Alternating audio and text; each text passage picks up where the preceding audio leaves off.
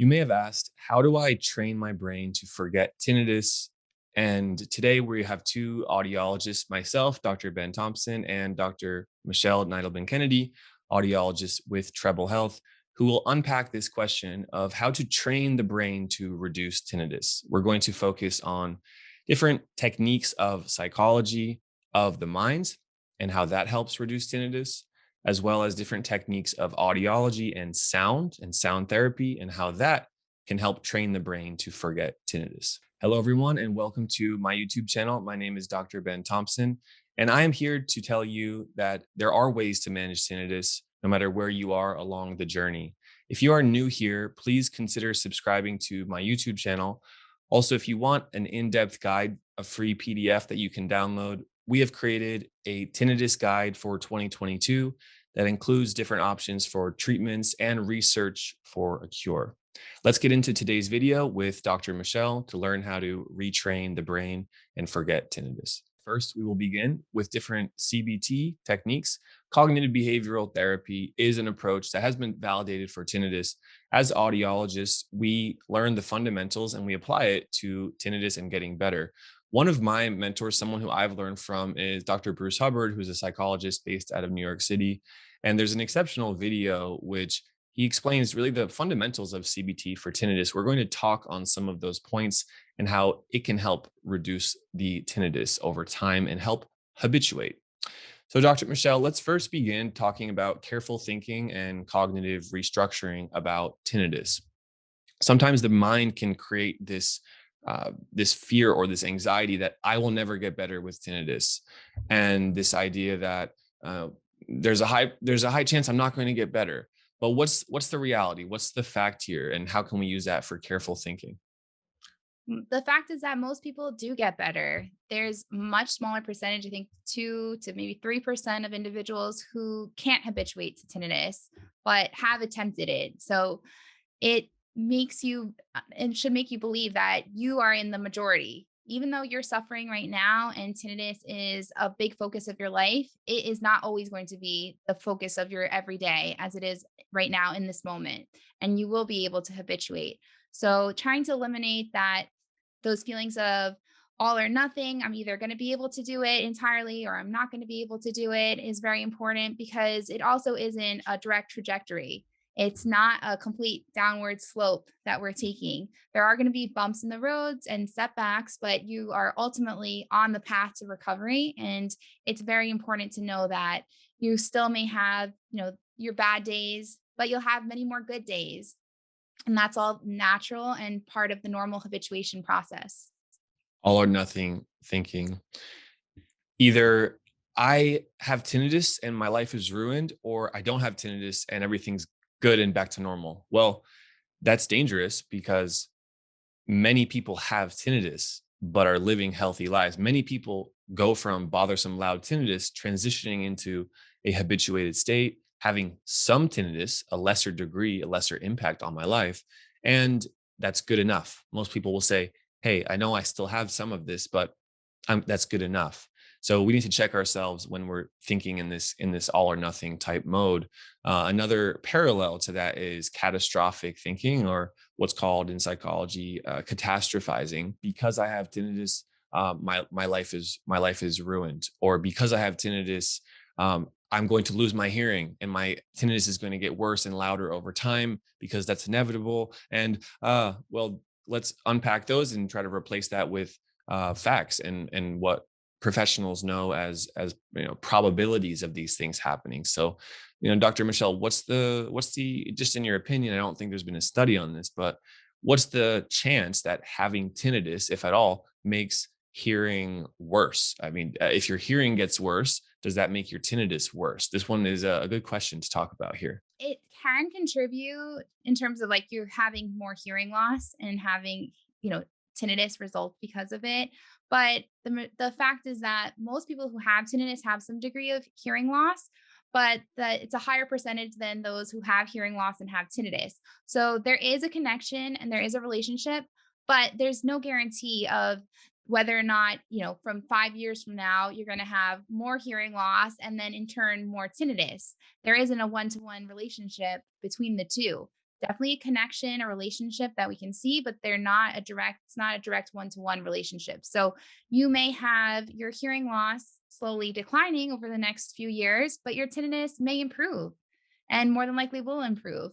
And it may not get worse as that gets worse. And I think that knowing that that there isn't any set rule for what's going to happen 5 minutes from now, 5 years from now, 15 years from now is very important. I think also a lot of people that I see, because of their catastrophizing thoughts, oftentimes start to relinquish control to their tinnitus in terms of, not doing activities that they used to enjoy. They may not be going out with friends or family as much, or going out to restaurants, going to, exercise, going to play music, or going to concerts, or doing things that they enjoy. And I think that that is something that is more detrimental than productive for trying to recover and improve tinnitus. What your take on this, Dr. Ben? My take on this is that negative information can have an imprint on the brain and the subconscious brain and make us more fearful, more anxious of tinnitus, which in essence is providing negative conditioning about the stimulus and retraining tinnitus, habituation, improving, no matter what method we're using, is a habituation based protocol, which uses conditioning, right? Classic conditioning to some degree. So we want tinnitus to be a neutral phenomenon in our brain as much as possible, not a negative one. So going online on forums, going down these black holes of looking through at different tinnitus research, spending a lot of time on the internet, on Facebook groups, over and over and over. It's negative information as an association with tinnitus. Now, this is okay, and this is not wrong to do this. It means that you care and you want to improve, and I get that, and that's a good thing. Now, trust us that there's a limit, there's a point of diminishing returns with pursuing information about tinnitus. So that's something that is really careful. And I bring that up because for catastrophizing, if I see that Susan is having the worst year of her life because of tinnitus, she had to quit her job and go through this, I might think this is my destiny or that's inevitable for me. No, not at all. That's Susan's story, not my story. But the mind likes to have a plan and know what's coming. So if I see negative outcomes as my possibility, then it will start to manifest that to some degree, and that's mainly due to the conditioning aspect of the tinnitus. So as we see, this is very much a mental, psychological part of how to forget or reduce tinnitus. And for that, we say keep going, keep managing, keep doing what we can. Dr. Michelle, let's transition now into from the psychology world into the audiology or the sound therapy world. As an audiologist, how can sound therapy, audiology treatment from a sound perspective help the brain forget tinnitus too? So, sound therapy is really helpful in many ways. One, we always attribute sounds to certain emotions. So, hopefully, we choose a sound that we find emotionally pleasant and desirable or neutral, obviously, not a negative sound. Then, the other way that sound therapy is used audiologically to manage tinnitus is that most constant sounds in our environment eventually get pushed back into the background of our mind. So, if you can pair another constant sound, like your sound of your tinnitus, sometimes the two can end up being merged together and they both start to be pushed back into the background of your mind. There's also the fact that our auditory system can only handle so much sensory load at once. So if you are also contributing to the auditory system with an additional sound, in addition to the sound that you have, your tinnitus internally, it's going to naturally be able to have your brain be more distracted because it's now receiving other external input of sound.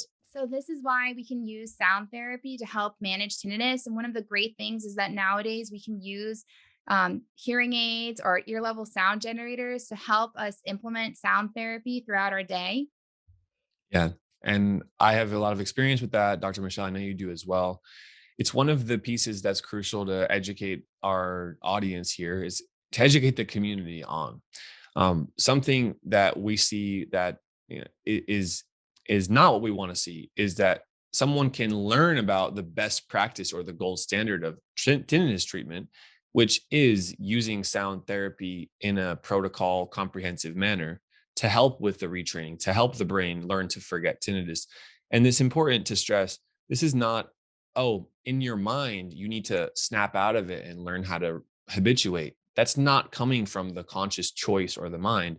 This is a deeper level of the subconscious brain, which has channels to the mind, of course, and it's driving the tinnitus intensity. It's driving the awareness or the perception of tinnitus. That's where neuroplasticity can come in to help us. In my experience, sound therapy helps with that.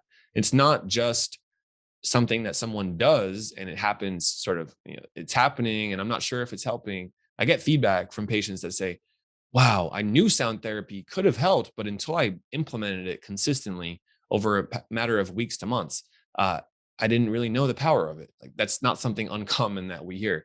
So hearing aids and tinnitus maskers, also called ear level sound generators, those are the gold standard or the best practice for how to have sound therapy consistently. I'm sure you have some questions about really what that entails and what goes into that, and if you're a candidate. And what we provide at Treble Health is free information here on YouTube, plus individualized, personalized recommendations for where you're at. So if that's something that you connect with watching this, then I would strongly advise you to book a free consultation and learn about your options with us or with a local provider, whatever you feel comfortable with. But please do take an action and start to talk to someone who can possibly help you with your tinnitus. So I hope this video was helpful. I'm Dr. Ben. I'm here with Dr. Michelle, audiologist with Treble Health. You can find us by clicking the link below this video or heading over to treblehealth.com. Dr. Michelle, do you have any final words here about ways for the brain to forget or reduce tinnitus? I think the message I just want everyone to remember is that the mind is very powerful and it is also very malleable. So we can change the way our brain is working and thinking, and you just have to give it a chance. And sometimes it does take several weeks and months, and it's not a day-to-day change that takes place. And that's what we're here to help you with. Excellent. Thank you, everyone, and we'll see you soon on the next video. Bye bye.